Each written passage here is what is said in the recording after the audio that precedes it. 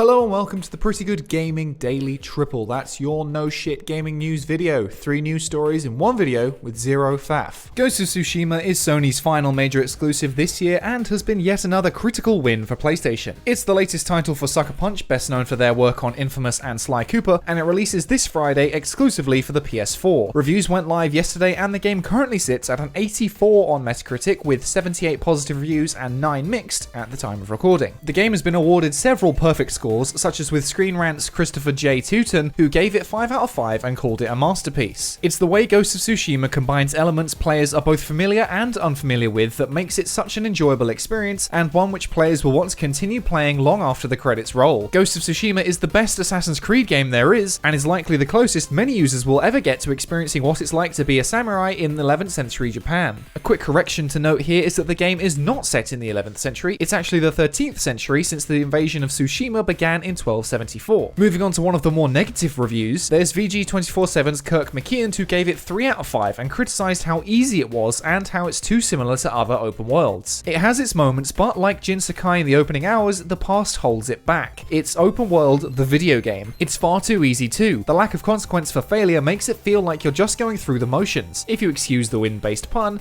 it's a breeze. While playing it, I often found my mind wandering. By the third and final act, I just wanted it to be over. Like the samurai, Ghost of Tsushima feels like a relic of a bygone era. Conversely, Edmund Tran of GameStop praised the game's third act, but still only gave it a 70 and shared similar criticisms. The game hits a lot of fantastic cinematic heights, and those ultimately lift it above the trappings of its familiar open world quest design and all the innate weaknesses that come with it, but those imperfections and dull edges are definitely still there. IGN's Mitchell Saltzman was very positive and gave the game 9 out of 10, describing it as an excellent action game, and its open world is one of the most gorgeous yet. Ghost of Tsushima is an enormous and densely packed samurai adventure that often left me completely awestruck with both its visual spectacle and excellent combat. By steadily introducing new abilities instead of stat upgrades, its swordplay manages to stay challenging, rewarding, and fun throughout the entire 40 to 50 hours that it took me to beat the campaign. A few aspects are surprisingly lacking polish in comparison to other first-party Sony games, especially when it comes to enemy AI and the stealth part of its stealth action split. Matt Miller from Game Informer was also very positive, praising the recreation of classic samurai cinema. Sucker Punch borrows from other open world games, but ultimately charts an original and creative course to craft a samurai epic of tremendous breadth and beauty. EUROGAMER's Chris Tapsell called it a likeable if clunky Hollywood blockbuster. He's particularly harsh about how generic the game is, which is something many of us feared could be the case. The problem, it's an easy, breezy, light beer kind of fun. I have your car towed all the way to your house, and all you got for me is light beer?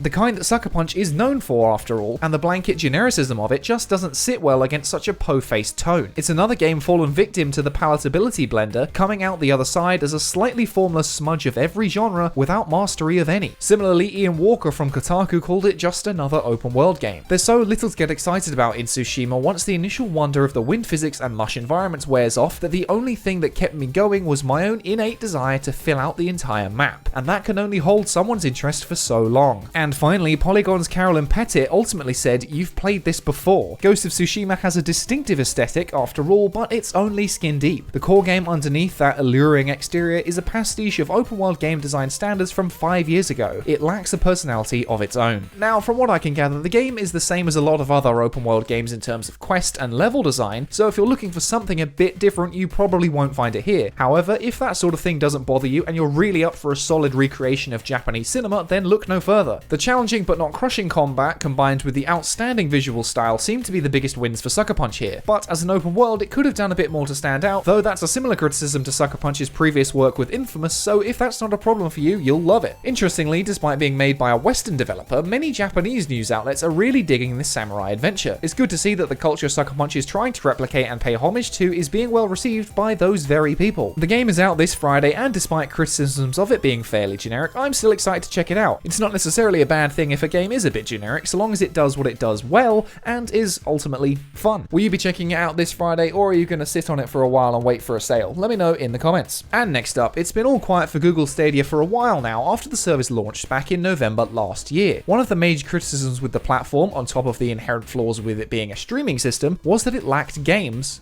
Plain and simple. But now, through Stadia Connect, it has been announced that 16 new games will join the platform, including 5 exclusives. Outcasters is one such exclusive, developed by Splash Damage, who recently worked on Gears Tactics. It's an online multiplayer top-down shooter, but the hook is that you can curve your shots around corners to kill enemies. I mean, that sounds like an interesting gimmick. The game is a very stylized world with customizable vinyl characters, but there is no release date yet at the time of recording. Another exclusive for Stadia is Robot Entertainment's tower defense series Orcs Must Die 3. The game is actually available right now through Stadia Pro or for $29.99 on the base version. 3 other studios were confirmed to be working on exclusives for Stadia, but nothing has been shared about what those games will be. Harmonix, Uppercut Games, and Supermassive Games are all confirmed to be working only on Stadia projects. A bunch of other games were revealed to be coming to Stadia in addition to any other platforms they'll appear on, with some having early access or timed exclusivity. These include Super Bomberman R Online first on Stadia autumn 2020, One Hand Clapping early access first on Stadia live now, Dead by Daylight cross-play all platforms, cross-progression with Nintendo Switch and PC, PUBG Season 8 30th of July, Hitman and Hitman 2 both September 1st 2020, and Hitman 3 January 2021. Serious Sam 4, Stadia and PC only at launch, August 2020, Outriders, Christmas 2020, WWE 2K Battlegrounds, 18th of September 2020, PGA Tour 2K21, 21st of August 2020, NBA 2K Autumn 2020, Sekiro Shadows Die Twice Autumn 2020, and Hello Neighbor 20th of September 2020, playable in Stadia Pro at launch, and Hello Neighbor Hide and Seek, Christmas 2020, playable in Stadia Pro at launch. Keep breathing. That's the key. Breathe.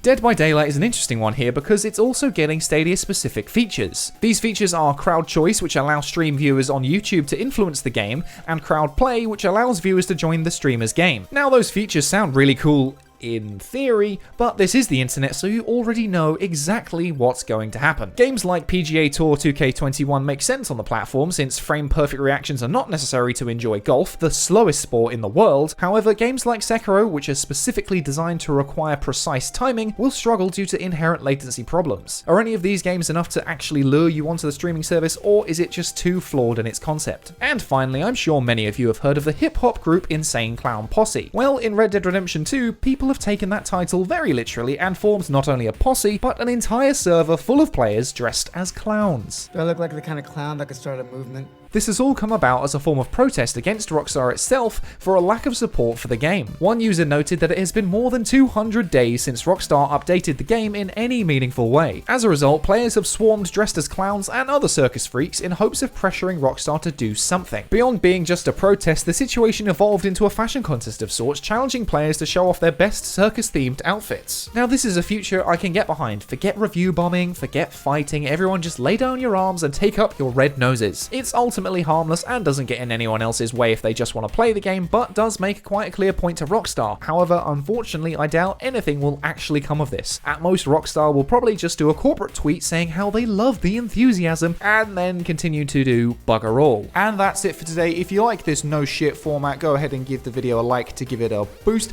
hit subscribe and the bell to stay notified about all future installments.